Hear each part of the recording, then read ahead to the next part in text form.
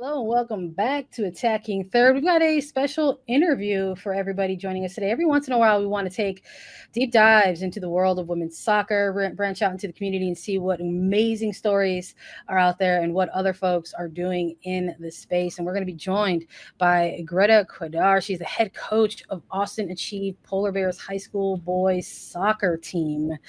Made history as the only female coach to ever lead a boys team to a state championship in any sport in Texas, shattering a long-standing glass ceiling in the traditionally male-dominated world of high school athletics. Thanks for joining us. Greta, how you doing today? Hey, I'm excited to be here. I'm loving the background here. Right?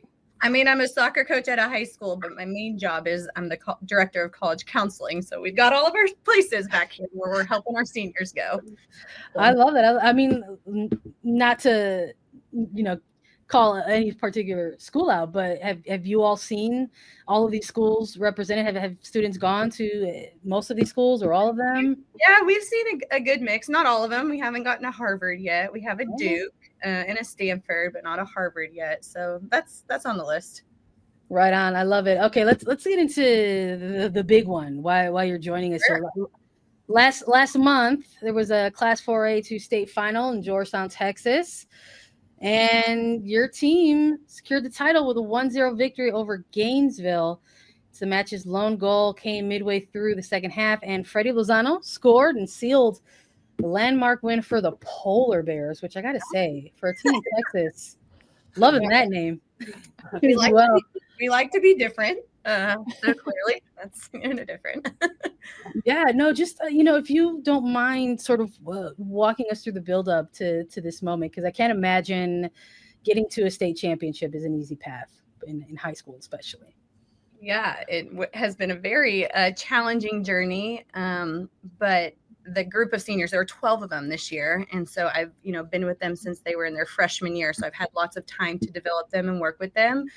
And then this year, these 12 just returned with a vengeance of like, we're going to do this year.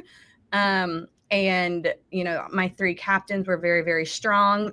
And we had a pretty pivotal loss in the beginning of January in our first district play. And then from then on, we went on a 22-game win streak. So it was like, we had this loss and they're like, nope, we're not doing this anymore. This was not fun. We're going to do 22 all the way through. And we did. And it was amazing.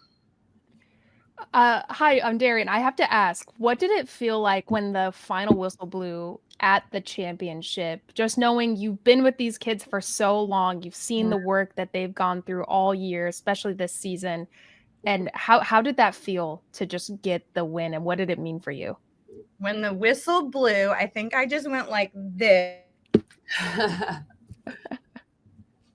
Nail biter, 1-0. So yeah, I would imagine.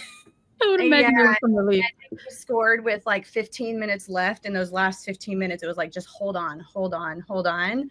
And yeah, I think I didn't crumble to my knees, but I just felt this like, and a couple of the seniors came up and hugged me immediately. And I just crumbled. Yeah. Greta, still crumble. Greta, I'd love to know the significance of not only down in Texas winning off the back in a soccer program, but what is it like? What do you think the significance will be it being led by a female, and just how important that actually is? I didn't know that was even a thing until after the game was over. A local reporter had mentioned that to me. And so I had no idea. In our division alone, there's 256 teams that we're competing against across the state of Texas. Wow. And so there's just a lot of teams that we're playing against. So to imagine being like the one that's going to win feels kind of crazy.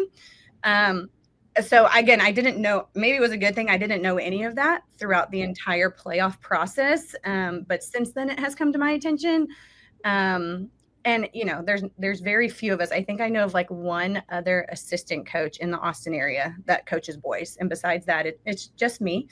But I've been doing it now for 13 years. So I feel like at least I've established a presence, but it's been hard to be the only one, frankly. And it's been a lot of like inner battles with myself, like questioning myself a lot. And then also like external questions.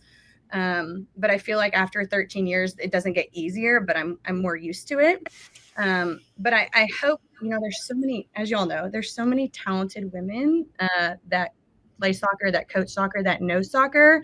And I feel like to be a good coach, you have to really know the game really well. And a lot of women know the game really, really well.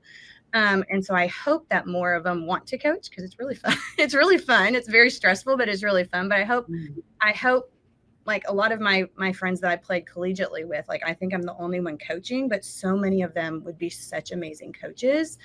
And so I hope more women feel like they can coach, girls, boys, everyone in between, all different levels, and be successful at it.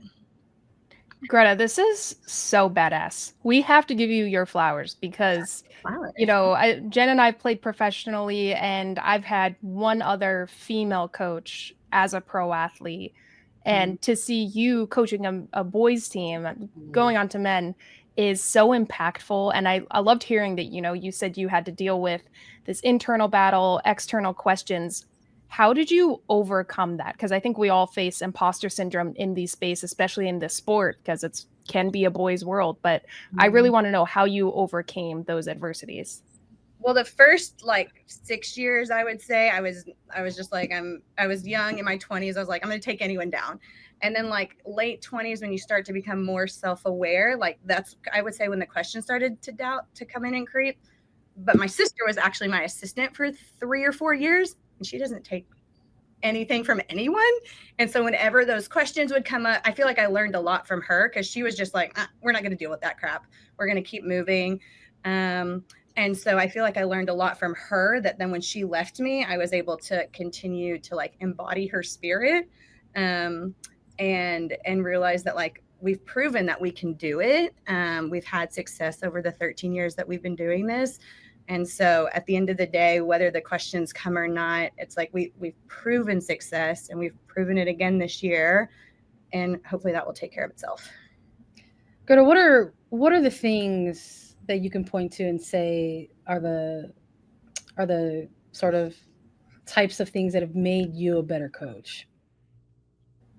That's a good question. I think, when I started going into this, I was a teacher. I studied education at the University of Texas at Austin. I knew I wanted to teach, and I kind of fell into coaching. So I feel like I've taught myself. I played at a high level, and I played Division I at UT. Was not good enough to do anything past that, but I feel like I made it fairly far, and kind of fell into coaching.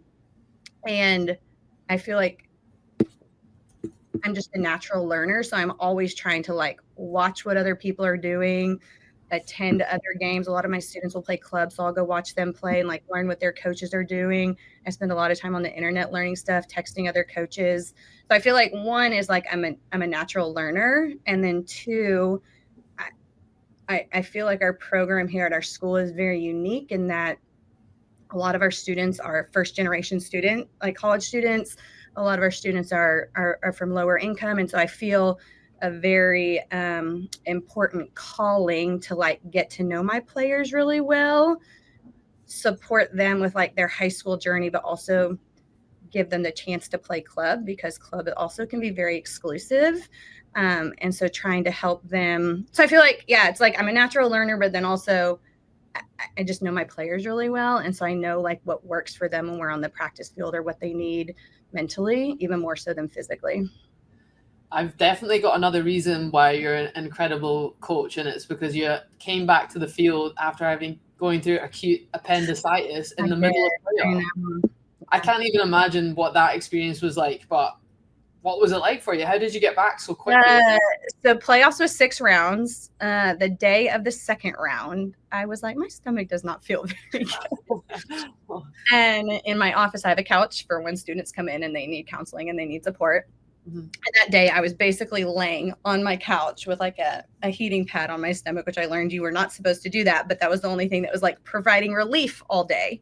Right. And my principal walked in maybe at 2:00, and she's like, "Are you okay?" And I was like, "No, I don't feel great, but I've got a playoff game tonight, so we're gonna go make it happen."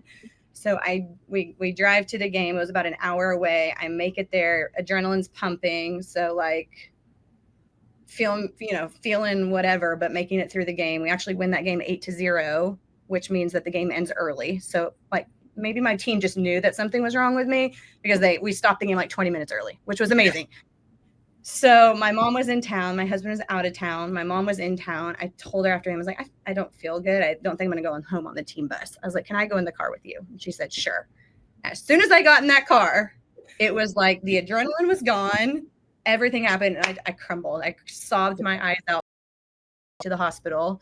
They took me in. I could barely walk. And then at 2:30 that morning, I was getting my appendix out. Wow. But you were like, I could be vulnerable now. I could allow myself to feel bad. Mom's here. Oh my goodness. Oh my goodness. Had it, but like in a weird way, like that kind of like also united the team because we also had another playoff game on Friday, like 3 days later. And I was like, I got to be out of the hospital in time for the playoff game on Friday. And so I think it also kind of like united the team a little bit. Like we're going to fight for our coach, which I thought was really special in a really sweet way. So they had your back in a pretty huge way. You all went on to win that state title. Greta, this has been a wonderful conversation. I'm so happy that we had you on and you could join us. I would love to end this with, any advice you'd give to the young coaches out there, or even coaches who have been in the game for a while who maybe want to make a shift in their coaching trajectory or career. What advice would you give to any of those coaches out there? Yeah, I think what I've learned about myself is trust your instincts and trust your gut. I think people already know like what the right next move is or the right next step in coaching. And I think it's like trust your intuition and trust your gut and follow through with it, even though that can be really difficult and that can be really hard. But I also want people to believe that we need a lot of good coaches out there. As y'all know, like we need more and more and more. And so if people are drawn to it, I would encourage them to do it because it's a very hard job, but it's also very rewarding. I love that. Greta, thank you so much for joining us on Attacking Third. Congratulations to you and your team on winning the state championship.